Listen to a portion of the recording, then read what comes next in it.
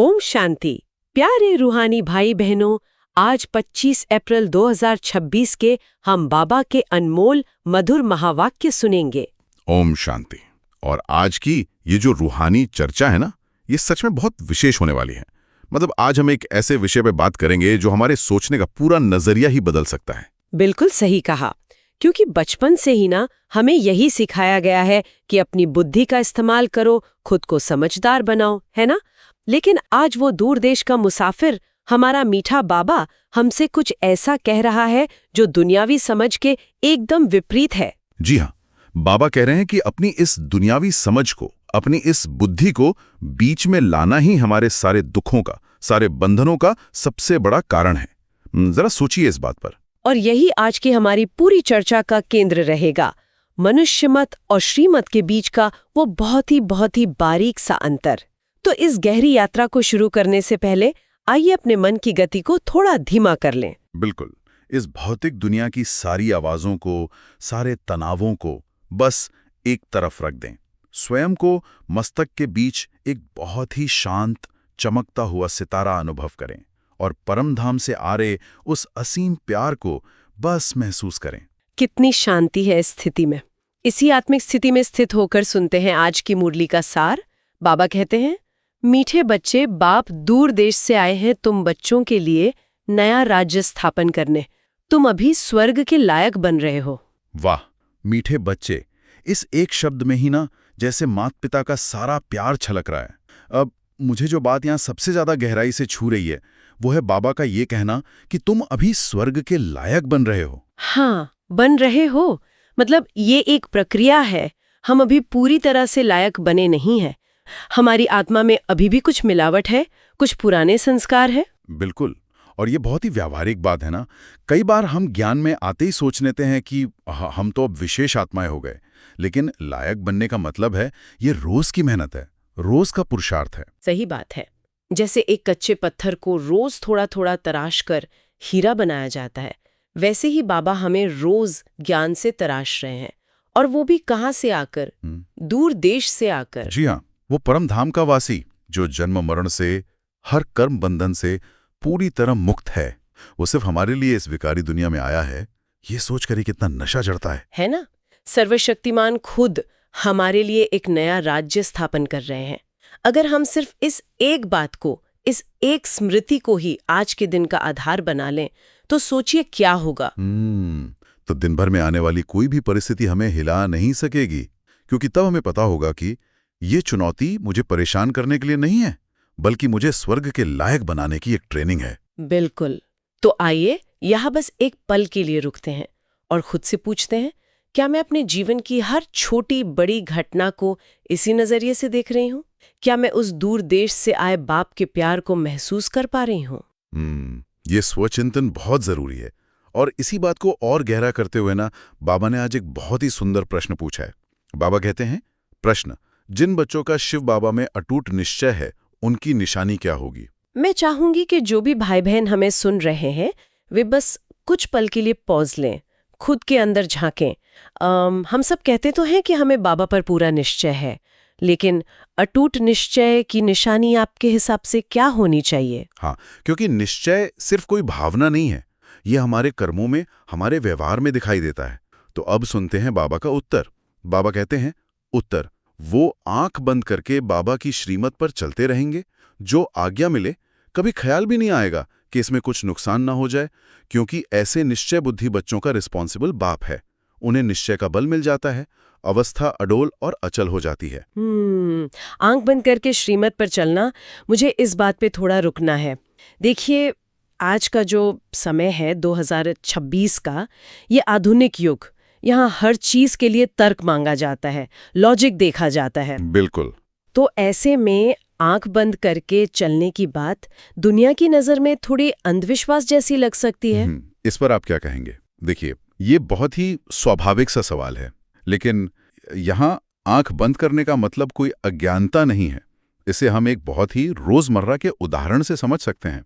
जैसे जब हम गाड़ी चलाते हैं और जीपीएस ऑन करते हैं, जी हाँ, जीपीएस वाला उदाहरण बहुत सटीक बैठता है ना?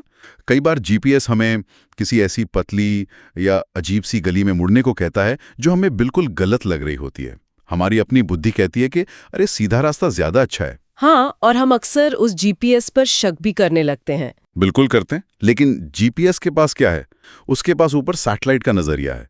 उसे आगे का सारा ट्रैफिक, सारी रुकावटें दिख रही हैं जो हमें नीचे सड़क से नहीं दिख रही। श्रीमत बिल्कुल वही सैटेलाइट नजरिया है। हाँ, मतलब जब बाबा कहते हैं कि आंख बंद करके चलो, तो वो वास्तव में ये कह रहे हैं कि अपने उस सड़क वाले सीमित नजरिए को छोड़ो, राइट, है ना, और मेरे उस बेहद के नजरिए पर भरोसा करो। बिल्कुल सही। और इसीलिए तो बाबा ने कहा ना कि जब आप उस श्रीमत पर चलते हो तो बाप रिस्पॉन्सिबल हो जाता है, मतलब जिम्मेदारी भगवान की हो जाती है। और ये कितनी बड़ी राहत की बात है। हम दिन भर में कितना बोझ लेकर चलते हैं, मेरे करियर का क्या होगा, मेरे बच्चों का क्या होगा, लेकिन अगर मैं 100% श्रीमत पर हूं तो रिजल्ट की जिम्मेदारी मेरी है ही नहीं। जरा सोचिए उस स्थिति के बारे में। जीवन से सारा तनाव, सारी चिंताएं जैसे गायब ही हो जाती हैं। अगर कोई लौकिक नुकसान दिख भी रहा हो तो भी अंदर एक गहरी शांति रहती है कि इसमें भी कोई कल्याण ही छिपा है। जी, तो ये हमारे लिए रोज की चेकिंग का एक बहुत बड़ा पॉइंट है।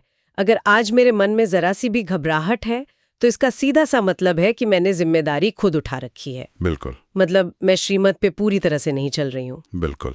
और इसी मजबूत बुनियाद के साथ अब हम आज की मुख्य शिक्षाओं की ओर बढ़ते हैं, जहाँ बाबा हमें पुरुषार्थ की गहराई में ले जा रहे हैं। तो पहली शिक्षा में बाबा ने हमारी पहचान की बात की है। बाबा कहते हैं, आत्मा जो स्टार मिसाइल है वो अति सूक्ष्म है। खुद आकर आत्मा की और अपनी पहचान देते हैं। हम रोज सुनते हैं कि हम एक आत्मा हैं, लेकिन यहाँ ये जो अति सूक्ष्म स्टार कहा गया है, इसकी पीछे का विज्ञान क्या है? दुनिया तो सिर्फ इस शरीर को देखती है। बाबा बार बार हमारा ध्यान उस अदृश्य बिंदु पर क्यों ले जाते हैं? क्योंकि देखिए, सारा का सारा खेल उसी अति सूक्ष्म बिंदु में है। हमारे सारे संस्कार, हमारे निर्णय लेने की ताकत, हमारे अनेक जन्मों का हिसाब किताब, सब कुछ उसी एक छोटे से स्टार में रिकॉर्ड है। बिल्कुल।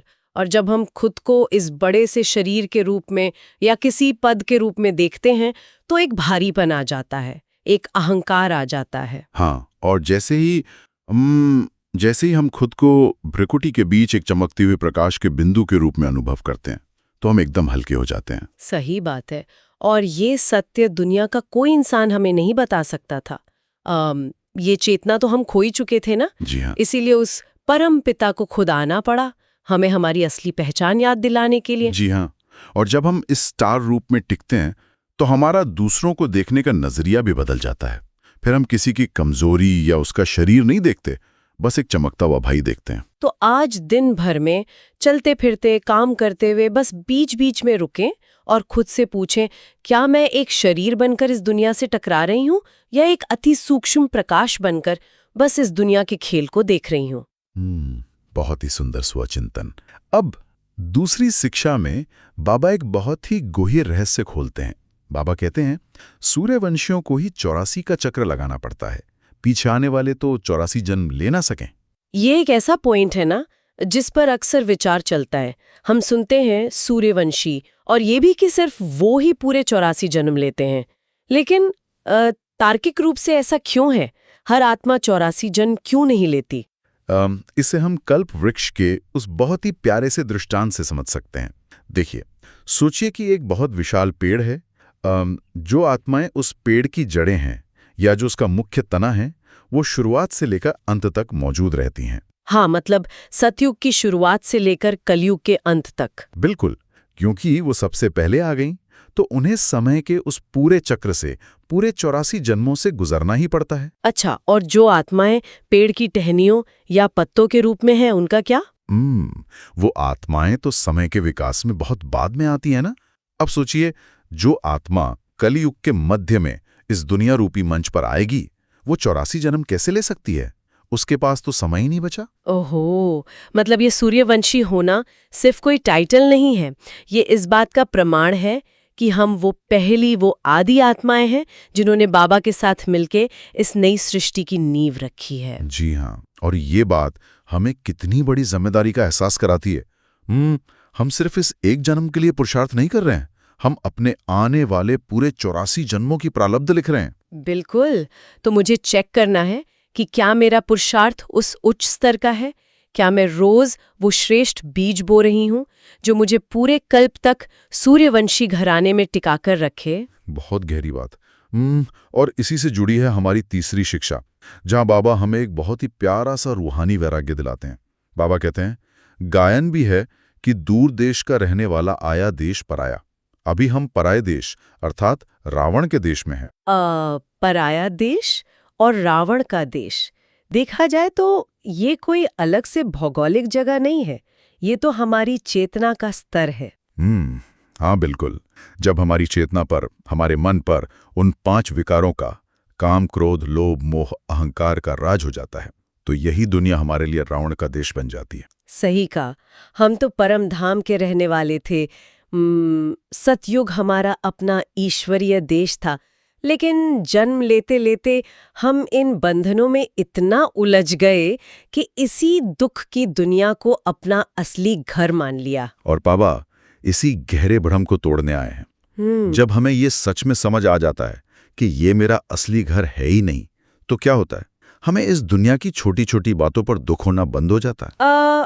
इसे हम ऐसे समझ सकते हैं कि मान लीजिए आप किसी होटल में एक दिन के लिए रुकते हैं, और वहाँ का फर्नीचर थोड़ा खराब है, तो क्या आप वहाँ बैठकर रोने लगते हैं? बिल्कुल नहीं, क्योंकि हमें पता होता है कि भाई कल तो यहाँ से निकल जाना है, ये हमारा घर थोड़ी है। बस यही बात है। जब हम इस दुनिया को एक पराये देश की तरह देखते हैं, तो अंदर एक बहुत ही स्वाभाविक सा रूहानी वैराग्य आ जाता है। बुद्धि यहाँ की चीजों में, मान शान में फंसती नहीं है। क्योंकि हमारी नजर तो अपने असली घर परमधाम पर टिकी होती है। चलिए अब चौथी शिक्षा की तरफ चलते हैं। यहाँ बाबा उस जीपीएस वाले उदाहरण को एक और नई गहराई दे रहे हैं। बाबा कहते हैं, बड़ा बाबा जो कहे वो मानना चाहिए। हमेशा समझो कि शिव बाबा ही कहते हैं, ब्रह्मा के लिए मत समझो, रिस्पॉन्सिबल शिव बाबा होगा। ओहो, ये वो जगह है जहां ना अच्छे अच्छे ज्ञानियों की बुद्धि भी कई बार धोखा खा जाती है। शिव बाबा एक साकार माध्यम यानी ब्रह्मा बाबा के रथ में काम कर रहे थे। हाँ, और कई बार बच्चों को लगता था कि अरे ये बात तो शायद ब्रह्मा बाबा की अपनी मनमत है, भगवान भला ऐसा क्यों कहेंगे, और जहां ये संशय आया वहीं निश्चय की डोरी टूट गई। बिल्कुल। और आज के समय में भी ना माया बिल्कुल यही करती है। जब हमें कोई ईश्वरीय नियम या कोई मर्यादा थोड़ी मुश्किल लगती है, तो हमारी अपनी बुद्धि बहाने खोजने लगती है। हम सोचने लगते हैं कि ये नियम तो शायद उस पुराने जमाने के लिए होगा, आज की भागदौड़ वाली जिंदगी में ये कैसे लागू होगा, और हम अपनी सुविधा के हिसाब से उसमें काट छाट कर लेते हैं। लेकिन बाबा यहाँ एक बहुत ही पक्की गारंटी दे रहे हैं। वो कह रहे हैं कि बीच में ब्रह्मा को या अपनी उस सीमित बुद्धि को मत लाओ। तुम बस ये समझो कि सीधा निराकार बाप तुम्हें निर्देश दे रहा है। जी हाँ, और अगर उस रास्ते पर चलते हुए कभी कोई लौकिक नुकसान दिख भी रहा हो, तो भी डरने की जरूरत नहीं है, क्योंकि बाबा ने साफ कह दिया, रिस्पॉन्सिबल शिव बाबा होगा। तो इसके लिए हमें अपनी उस सारी दुनियावी चतुराई का त्याग करना होगा। हमें खुद से पूछना होगा, क्या मैं बाबा को अपना सच्चा मार्गदर्शक मानती हूँ, या सिर्फ एक एडवाइजर जिसकी बात मैं अपनी मर्जी से मानूंगी। बहुत ही गहरा प्रश्न है ये आत्मनिरीक्षण के लिए। और अगर हम श्रीमत पर अडोल हो गए हैं, तो फिर हमारी असली जिम्मेदारी क्या है? इस पर बाबा 5वीं शिक्षा में प्रकाश डालते हैं। बाबा कहते हैं, तुम्हारा काम है सबको सुखधाम का मालिक बनाना, किसी को दुख नहीं देना, सर्विस में हड्डियां देनी है। सर्विस में हड्डियां देना। ददीची ऋषि की कहानी तो हम सबने सुनी है, लेकिन आज के समय में जब हम कोई सचमुच की हड्डियां तो नहीं दे रहे हैं, तो इसका प्रैक्टिकल अर्थ क्या है? हाँ, इसका प्रैक्टिकल अर्थ है अपना सर्वस्व ईश्वरीय कार्य में अर्पण कर देना। सिर्फ अपना वो समय नहीं जो बच गया है, बल्कि अपनी सबसे अच्छी ऊर्जा, अपने सर्वश्रेष्ठ संकल्प बाबा की सेवा में लगाना। बिल्कुल, लेकिन उससे भी बड़ी और सूक्ष्म बात जो बाबा ने कही, किसी को दुख नहीं देना। बड़े सेवा के प्रोग्राम कर रहे हैं, दिन रात ज्ञान सुना रहे हैं, लेकिन अगर हमारे चिड़चिड़े व्यवहार से घर के किसी सदस्य को दुख पहुंच रहा है, तो क्या वो हड्डियां देने वाली सेवा है? बिल्कुल नहीं, क्योंकि हमारी असली पहचान तो मास्टर सुखदाता की है ना। अगर हम खुद ही कांटे चुभा रहे हैं, तो दूसरों को सुखधाम का रास्ता कैसे दिखाएंगे? एकदम सही बात है। हमारा हर संकल्प, हमारी दृष्टि, हमारे बोल ऐसे होने चाहिए जो सामने वाली आत्मा को शीतलता का अनुभव कराएं। तो आज ये पक्का निश्चय करें कि मेरी जिंदगी का हर एक पल इस ईश्वरीय सेवा के लिए है, और मेरी रग रग से केवल सुख की ही खुशबू फैलेगी। इसी प्यारे से भाव के साथ अब चलते हैं धारणा के मुख्य सार की ओर। जी। तो आज की मुरली से धारणा के लिए मुख्य सार है, पहला पॉइंट, बाबा कहते हैं 1. सर्विस में हड्डियां देनी है, किसी भी बात में संशय नहीं उठाना है, सबको सर्विस से सुख देना है, दुख नहीं। और दूसरा पॉइंट है, दूसरा निश्चय के बल से अपनी अवस्था को अडूल बनाना है। जो श्रीमत मिलती है उसमें कल्याण समाया हुआ है, क्योंकि रेस्पॉन्सिबल बाप है, इसलिए फिक्र नहीं करना है। इन धारणाओं को अगर हम अपने रोज के जीवन में देखें तो इसका सीधा सा अर्थ है एक बिल्कुल फिक्रमुक्त जीवन जीना। हाँ, जैसे मान लीजिए आप ऑफिस की किसी बहुत मुश्किल मीटिंग में जा रहे हैं या घर में अचानक कोई बड़ी समस्या आ गई है, तो उस वक्त घबराने के बजाय बस एक पल के लिए रुकें। बिल्कुल, अपनी बुद्धि की उस घबराहट को साइड में रखें और याद करें कि मेरा बाप रिस्पॉन्सिबल है और मुझे बस वो करना है जो श्रीमत कहती है, बाकी सारा परिणाम मैं उस पर छोड़ दूं। सही कहा। और इस संशय को ना अपने मन में एक दीमक की तरह समझें। जैसे ही ये विचार आए कि पता नहीं भगवान मेरी मदद करेगा भी या नहीं, तुरंत उस विचार को फुल स्टॉप लगा दें। क्योंकि संशय हमारी आत्मा की सारी ताकत खींच लेता है और निश्चय का बल ही वो जादू है जो असंभव को भी संभव कर देता है। बिल्कुल। और इसी निश्चय को, इस स्थिति को संपूर्ण बनाने के लिए बाबा ने आज हमें एक बहुत ही शक्तिशाली वरदान दिया है। जी हाँ, बाबा का वरदान है योग युक्त स्थिति द्वारा सूक्ष्म व कड़े बंधनों को क्रॉस करने वाले बंधन मुक्त भव। बाबा ने इसे स्पष्ट करते हुए कहा है, योग युक्त की निशानी है बंधन मुक्त। योग युक्त बनने में सबसे बड़ा अंतिम बंधन है स्वयं को समझदार समझकर श्रीमत को अपने बुद्धि की कमाल समझना, अर्थात श्रीमत में अपनी बुद्धि मिक्स करना, जिसे बुद्धि का अभिमान कहा जाता है। यहाँ रुककर सोचना चाहिए।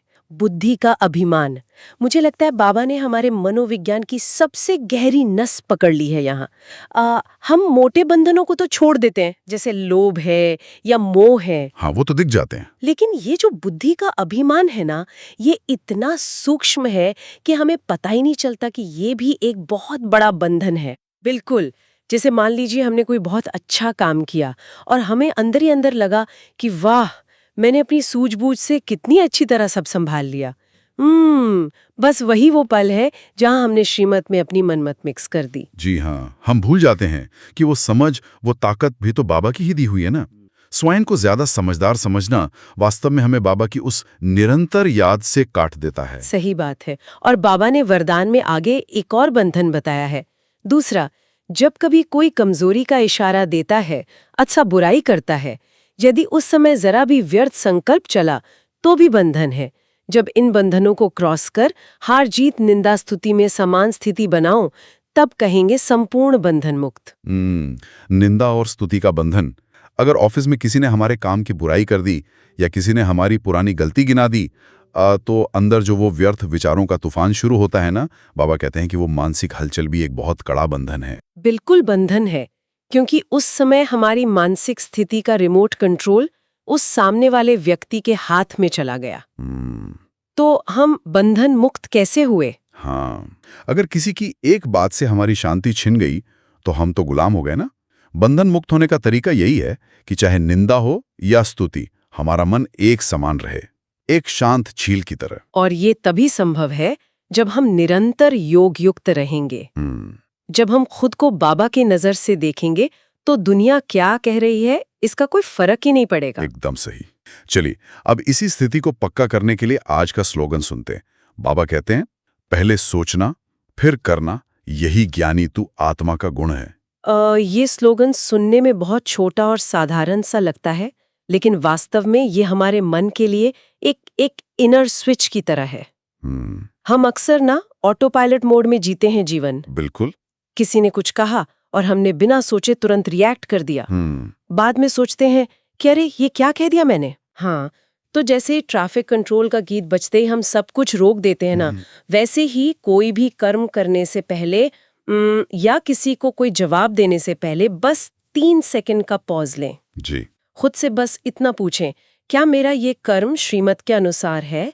क्या इससे दूसरों को सुख मिलेगा ये छोटी सी आदत हमें दिन भर में बहुत सारे व्यर्थ और पछताव से बचा सकती है। बिल्कुल सही। चलिए अब चलते हैं आज के अव्यक्त इशारों की ओर, जो हमारी उस फरिश्ता स्थिति को और भी निखारेंगे। बाबा कहते हैं, महान बनने के लिए मधुरता और नम्रता का गुण धारण करो।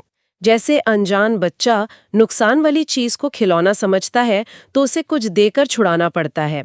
ऐसे जो अल्पकाल का मान, शान व अल्पकाल की इच्छा रखते हैं, उन्हें मान देकर स्वयं निर्माण बन जाओ। उस समय यदि उन्हें शिक्षा देंगे तो टकराव पैदा होगा। इसलिए ऐसे समय पर युक्ति युक्त चलन से परोपकारी बन, क्षमा भाव से सम्मान देकर पहले उन्हें समझदार बनाओ, जिससे वो स्वयं महसूस करे कि ये बात नुकसानकारक है। व्यक्ति से होता है तो हम क्या करते हैं? हम तुरंत उन्हें सही ज्ञान देने लगते हैं। उन्हें उनकी गलती समझाने की कोशिश करते हैं। हाँ, और उसका नतीजा क्या निकलता है? सिर्फ टकराव, क्योंकि अहंकार कभी भी सीधी शिक्षा को स्वीकार नहीं कर सकता। बाबा ने यहाँ कितनी प्यारी उपमा दी है, एक अनजान बच्चे की। बिल्कुल। अगर एक छोटे बच्चे ने हाथ में कोई तेज चाकू पकड़ लिया है और आप जबरदस्ती छीनने जाएंगे तो वो खुद को ही चोट लगा लेगा। आप क्या करते हैं?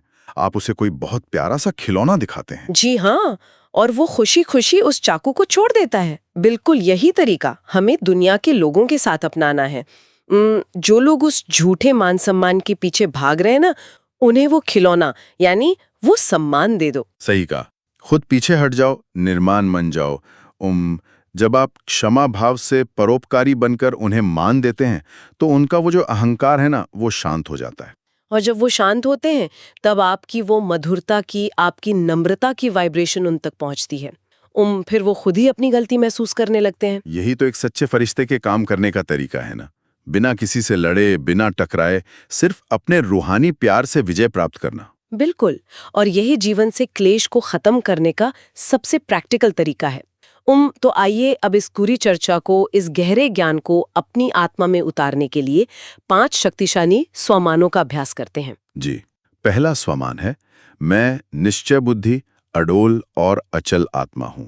बस अपने मस्तक के बीच ध्यान टिकाएं और महसूस करें कि मेरा निश्चय एक विशाल चट्टान की तरह है। दुनिया की कोई भी परिस्थिति मुझे हिला नहीं सकती।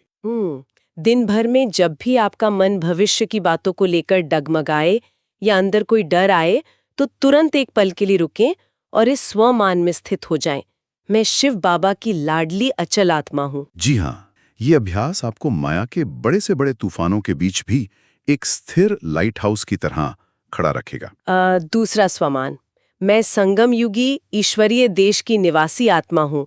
इसे अनुभव करने के लिए स्वयं को इस रावण राज्य की चिंताओं से बिल्कुल ऊपर उठावा महसूस करें। आप इस दुख की दुनिया के नागरिक नहीं हैं। आपका घर बहुत ऊंच है। जब आप अपनी लौकिक जिम्मेदारियां निभा रहे हों, तब ये स्मृति आपको उस कीचड़ में भी कमल पुष्प के समान न्यारा रखेगी। बिल्कुल। जैसे ही कोई पुरानी आदत आपको अपनी ओर खींचे, तुरंत याद करें, यह मेरा देश नहीं है, मैं तो नए राज्य की ओर जाने वाली आत्मा हूँ। तीसरा स्वमान, मैं सुखधाम की अधिकारी, सबको सुख देने वाली मास्टर सुखदाता आत्मा हूँ। इसे अपने हृदय में बहुत गहराई से उतार लें। मेरा हर विचार, मेरी हर दृष्टि दूसरों के जीवन में केवल शांति लाएं। मेरे अंदर से दुख की कोई किरण निकल ही नहीं सकती। अगर आज कोई आपसे कटु वचन भी कहे तो भी आप परोपकारी बन उसे दुआएं ही दें। यही वो परीक्षा है जहां आपको अपनी मास्टर सुखदाता की स्थिति में टिकना है। जी हाँ, और यह स्वमान आपके हर रिश्ते की कड़वाहट को जादुई तरीके से मिटा देगा। चौथा स्वमान, मैं अपनी बुद्धि का समर्पण करने वाली संपूर्ण बंधन मुक्त आत्मा हूँ। इस स्वमान का अनुभव करने के लिए अपनी सारी वो दुनियावी चतुराई, सारे तर्क वितर्क बाबा के चरणों में रख दें। अब मेरी कोई अपनी मत नहीं, सिर्फ श्रीमत है। जब निंदा सुनकर दुख हो या स्तुति सुनकर अहंकार आए तो इस स्वमान से उस लहर को शांत करें।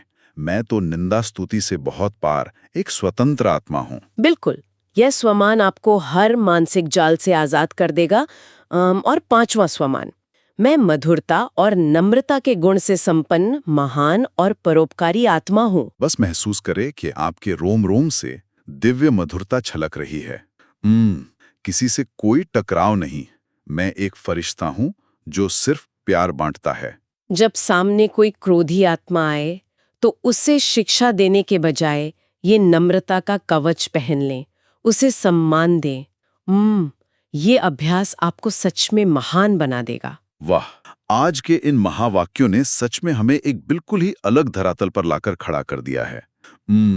पूरी दुनिया जहां अपनी बुद्धि को तेज करने में, चीजों को कंट्रोल करने में लगी है, वहीं बाबा हमें सिखा रहे हैं कि सबसे बड़ी ताकत समर्पण में है। जी हाँ, अपनी सीमित बुद्धि को उस असीमित परमपिता के साथ जोड़ देना, अपनी मनमत को छोड़कर उस श्रीमत रूपी जीपीएस पर पूरा भरोसा करना, यही वो रास्ता है जो हमें संपूर्ण बंधन मुक्त बनाता है, जहां बाबा खुद हमारे लिए रिस्पॉन्सिबल बन जाते हैं।